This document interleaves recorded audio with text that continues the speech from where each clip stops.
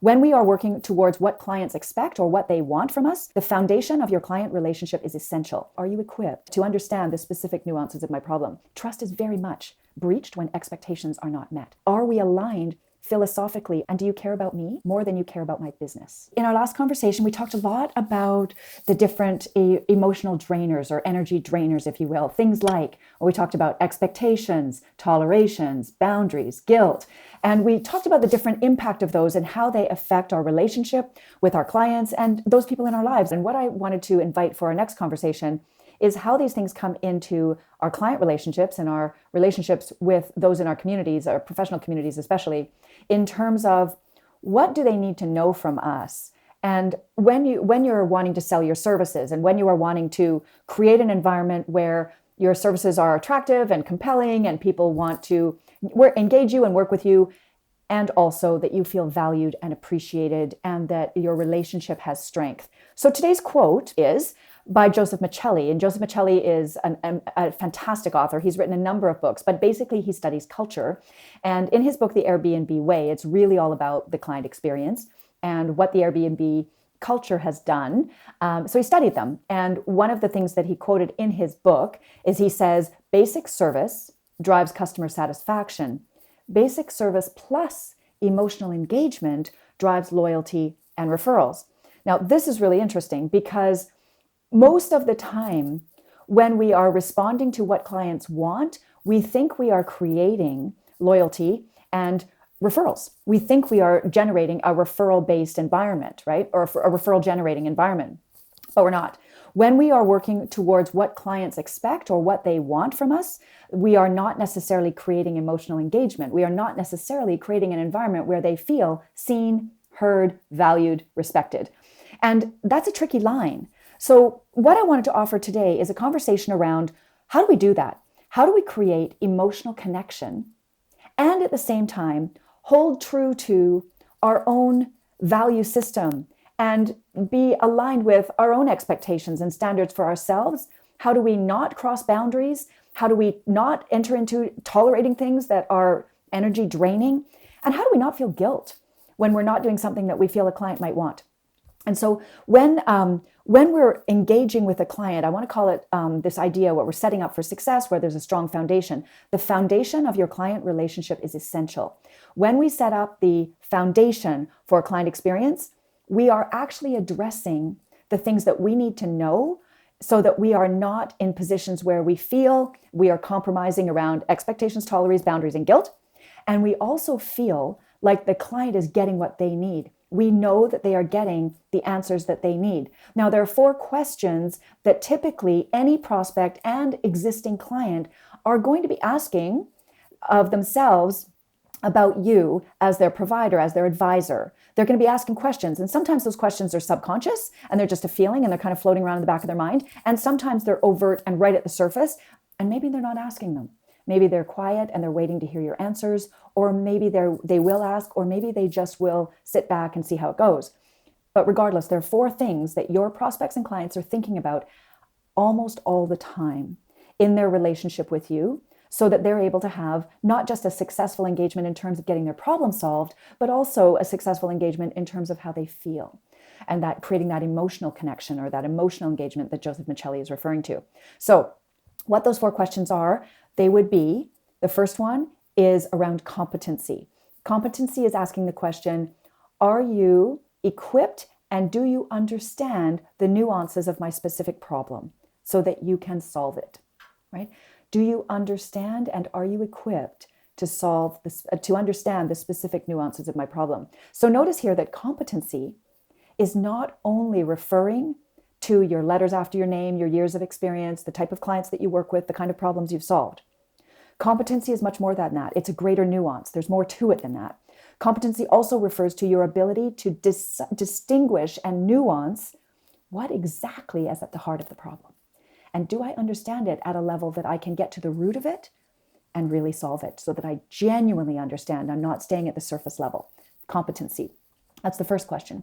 The second question is around trust. So trust in this case is around creating an environment that feels safe and secure for your client, right? So trust is referring to predictability, consistency, follow through, delivering as promised, experiencing what their expectations might be, just making them feel really safe and secure, and that they're in a situation where they don't have to doubt that something is going to happen as they imagine it might. This is where we're really getting into expectations. Trust is very much breached when expectations are not met. So second question is always around trust. Can I trust you to deliver as I expect or anticipate, or maybe even as you promised, or as I understand you to have promised? Because sometimes your promise and what they understand your promise to be is not always the same thing, right? Third question is around ease. Now, ease is around, am I going to enjoy this? So yes, there's the component of, am I going to have an experience where things are getting answered quickly? And am I going to be moving forward and progressing without a lot of hassle? Is it going to be a simple process for me? So when a client is, especially a new prospect or a client is working with you early on, the ease is you're asking them to change something, right? They're moving to a different platform. They're moving to working with you. There's lots of unknowns. And so the ease that you give them, the sense of comfort that you give them, allows them to move forward more quickly and more easily. So ease is not just referring to the simplicity of the experience, it's also referring to the psychological match in terms of philosophies, values, how you think. Are you going to have a similar mindset in how you approach the problem? Or are you going to be in a bit of a loggerheads or a battle of philosophical differences, right? So ease can fall very much on the emotional side as well. So it's very important to be thinking about, are we aligned philosophically? Are we aligned in our value systems so that this relationship can progress without those unnecessary hurdles or challenges that you have to overcome because you're not quite catching each other's wavelength, if you will. So that's ease. That was the third question. And then the fourth question is around care. And what that means is your client and or your prospect are always asking themselves, do you actually care about me? Do you care about my problem to the extent that I do? Which of course we all know is almost impossible. But do you care to the level that I as a human have certain needs and goals and things that I want for my future? And do you care about me more than you care about my business? This is a critical piece, and this is part of the emotional connection, right? So when you show that you care, you're really getting into the deeper sense of what is motivating your clients, how they are driven, what their hopes for the future are, what the challenges are, and the deep challenges that are impacting them, not just maybe at work, but also just taking it home, right? What is going on in their environment that is impacting their ability to progress? And how much of that do you understand and respect and acknowledge and also help them through? So having that deeper sense of purpose, having that deeper sense of significance and impact, we've all had those conversations. And so making sure that you are equipped to care and really genuinely understand what matters to your clients is such a hugely important part of emotional engagement. Again, just to repeat them back, the first one is around competency. Second one is around trust. Third is ease. Fourth is care.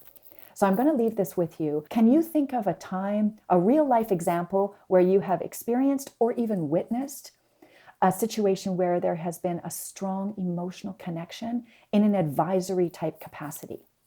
And what did you notice about that? Think of a situation.